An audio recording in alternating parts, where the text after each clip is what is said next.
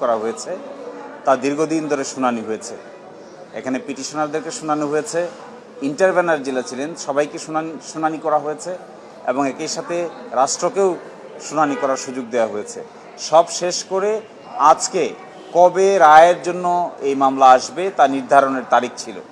আজকে মাননীয় আদালত সব কিছু বিবেচনা করে 17ই ডিসেম্বর 2024 এই মামলার সংক্ষিপ্ত রায় ঘোষণা করবেন মর্মে আজকে আদেশ দিয়েছেন এবং ওই দিন আমরা সবাই থাকব।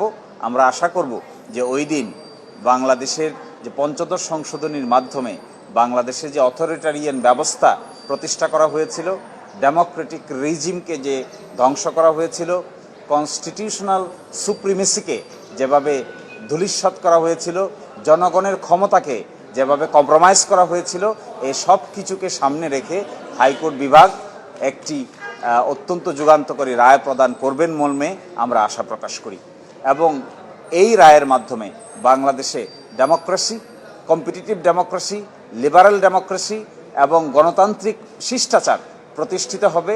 কম্পিটিশনের মাধ্যমে দেশের রাষ্ট্র ব্যবস্থা, সরকার ব্যবস্থা পরিবর্তনের পথ সুগম হবে এবং কেয়ারটেকার গভর্নমেন্টের যে বিধান বাতিল করে দেওয়া হয়েছিল, কেয়ারটেকার গভর্নমেন্টের বিধানও পুনরায় আসবে, এটাই আমরা প্রত্যাশা করি। বাকিটা আদালতের রায়ের অনুযায়ী আমরা নির্ধারণ করব এবং 17 তারিখের যে সংক্ষিপ্ত আদেশ দিবেন এরপরে